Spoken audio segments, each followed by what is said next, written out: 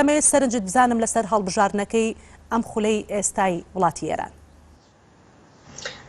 سلااو ڕێزم هەیە بۆ ئێوە و بۆ بینەرانی ئازیز. هەقەتەنەوە هەڵبژاردنەی کە ئەوڕۆ لە ئێران بەڕێوە دەچێت ساردترین هەڵبژاردننی مێژووی کۆماری ئیسلامیە و بەشێکی زۆر لە خەڵک لەو هەڵبژاردنەدا بەشداری ناکەن و ئەوەندەی کە من تا ئەم کاتە زانیاریم هەیە وشتم پێگەیشتووە یا قسەم لەگەڵ کەسانی کردووە لە نێو خۆی وڵات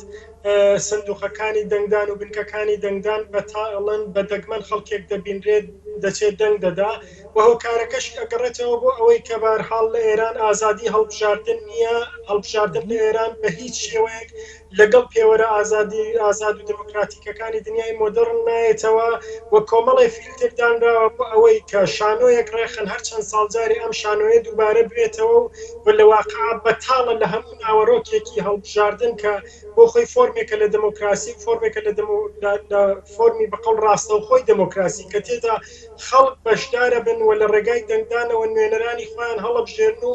بۆ پرۆژەیەکی سیاسیە بۆ بەرنمەیەکی سیاسی دەنگ بەلایەنێکی سیاسی دەدەن. ئەم فۆرمە لە هەڵبژاردن کە بەرحاڵ لە دنیادا باوە بەداخەوە لە ئێران بەتاڵ کراوەتەوە لە مانای خۆی و لە ڕێگای ئەو فیلترانەوە کە هەیە بە هیچ شێوەیەک ئایجازە نادرێت کە کاندیدەکانی سەر بە خەڵک ئەو کەسانەی کە باسی ماف و ئازادیەکانی خەڵک دەکەن بەشداری ئەم هەڵبژاردنانە بن. کۆمەڵی فیلتردانراوە هەر لە یەکەم کەسەوە کە خودی ڕێبەری کۆماری ئیسلامیە ئەو کاندیدە جدیەکان پێش ئەوەی کە بڕۆن ناوی خۆیان تۆمارکەن حتمما دەبێ بەقەڵ بەڵێ چراسەوزێک لە ڕێبەری کۆماری ئیسلامیەوە وەرگرن ئەو جا دەتوانن کە کاندیدیش بوون بەو حاڵش دەبێت دیسان فیلترێک هەیە کە شەورای نگابانە کە ئەندامەکانی 6 کەسی خودی ڕێبەری کۆماری ئیسلامی دایانێ و 6 کەسی دیکە بەرپرسی دەستگای دادوەری دایانێ کە بەرپرسی دەستگای دادوەریش ڕێبەری ئێران دایدەنێ و ئەم فیلترانە کە دانراون لە نەهایەتدا کەسێک دێتە دەرەوە یا ئەو کەسانەی کە دەخرێنە مەیدانەکەەوە بۆ ئەوەی ئەم شانوە بەڕێوە چێ کەسێک نییە کە لەگەڵ ویست و داخوازیەکانی خەڵک بێ و هەمویان مەوردی پەسەند و تەیید و ڕەزامەندی ڕێبەری کۆماری ئیسلامی. زۆر باشە کاکمادە وەک باسی دەکەی کە دەڵی سارترین هەڵبژاردنە لە ئێراندا بەڕێوە دەچێت بەشێک لە شارە کوردیەکان هاوڵاتیان دەنگیان داوە. ئێوە وەک حیزبە کوردیەکان بە هاوڵاتیانتان وتووە کە نەچن بەشداری پرۆسەکە نەکەن و دەنگ نەدەن؟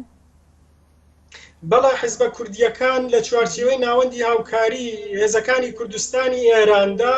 ئێمە چەند ڕاگەیەندراومان داوە تا ئێستا لە پەیوەندی لەوە هەڵبژاردنانەدا و داوامان لە خەڵک کردووە کە نەچنە سەر سندوقەکانی دەنگدان و لە ڕێگای دەنگ نەدانەوە نایەک بە کۆماری ئیسلامی و بە سیاسەتەکانی کۆماری ئیسلامی بەرامبەر بە خەڵکی کوردستان و خەڵکی ئازادیخوازی ئێران دەرببڕن و لە ڕاستیدا ئێمە پێمان خۆش و بارحاڵ خەباتمان لە وڵاتێکا کرد کە ئازادیمان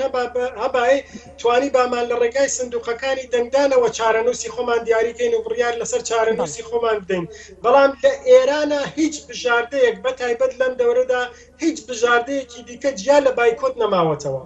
زۆر باشە کەواتەی لێرەدا گەر هاوڵاتیان بەم شێوەیە بەشداری هەڵبژاردنەکان یاخود هەروەکو حیزبە کوردیەکان وەکو هاوڵاتیانی بەشە کوردیەکانیش زۆربەی بەشدار نەبن ئێران چۆن دەتوانێت گۆڕانکاری بکات چۆن بەم شێوەیە پرۆسەکە بەڕێوە دەچێت و بە هەڵبژاردنێکی سەرکەوتوو و دواتر ناوی دەبات؟ ئەم شتانە بۆ کۆماری ئیسلامی شتێکی ئاستەم نییە پێشتریش نمونونەکانی هەبووە بارحاڵە بەتابەت لە هەڵبژاردنەکانی تقریبا ئەگەر بڵێم لە خولی دوومی ئەحمەدی نژاددا کە ساڵی 1970 بە تاریخی ئێرانی یانێ لاقا 12 ساڵ پێش ئێستا باشە ئەو کاتەش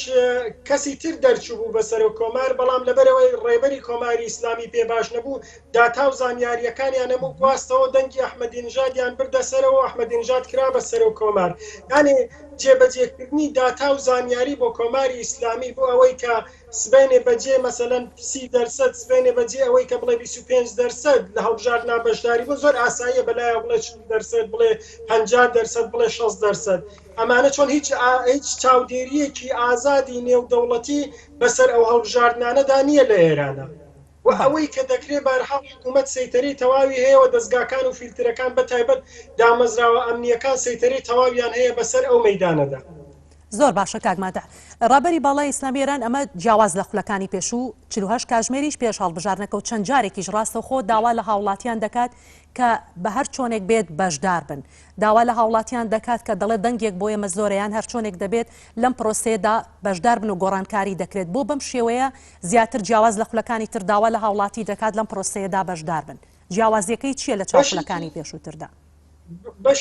بەشێکی ئەوەی کە بەرحاڵە و داوایە دەکام و جارێکم داوایە دووبارە دەکاتەوە قسەیەکی تازەنیە بەڵام ئەوەی کە ئەم خولەت زیاد دەکاتەوە لە خولەکانی پێشوو هەروەک لە سەرەتای قسەکانمان ئیشارەم پێکرد ساردترین هەڵبژاردنە لە مێژووی کۆماری ئیسلامیدا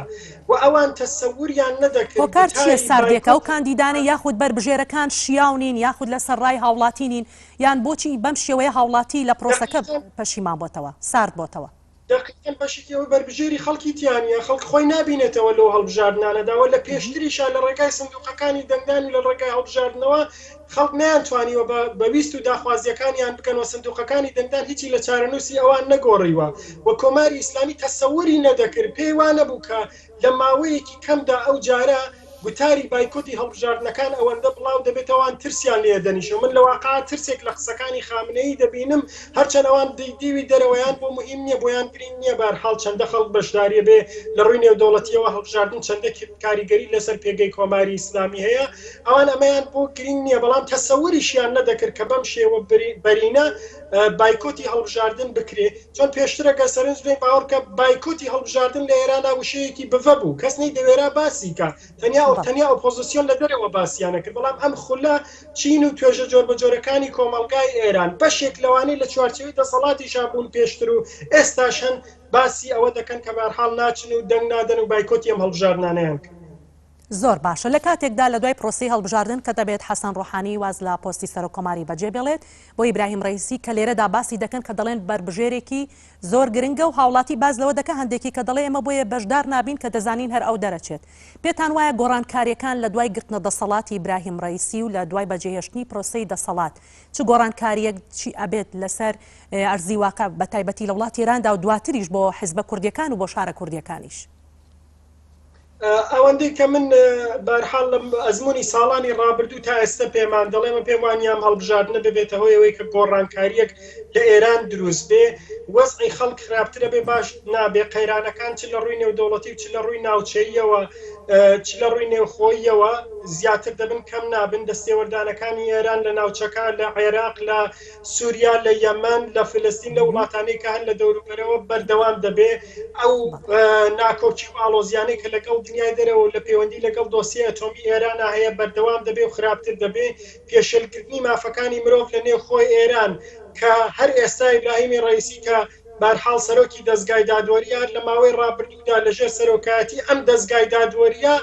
کە ئیبراهیمی ڕەیسی بەرپرسیەتیە لە ڕۆژهەڵاتی کوردستان نزیکەی 200 چالاکی سیاسی و مەدەنی دەستگیر کراون تەنیا هۆکارەکەشی بەرحاڵەوەی چالاکی و خەباتی مەدەنیان هەبوو هیچ شتێکی تر نەبووە باشە کەواتە ئەم وەزعە کە ئێستا هەیە خراپترە بێ وەزعی حکوومەت لە ئیدارەدانی مەسئلەی کۆرۆنا کە ئێستا لە بوحران و لە قەیرانێکی گەوران ئەمن پێم وایە بەرحاڵ بە هەمان ئاراستا دەڕوا خراپترە بێ و باشتر نابێت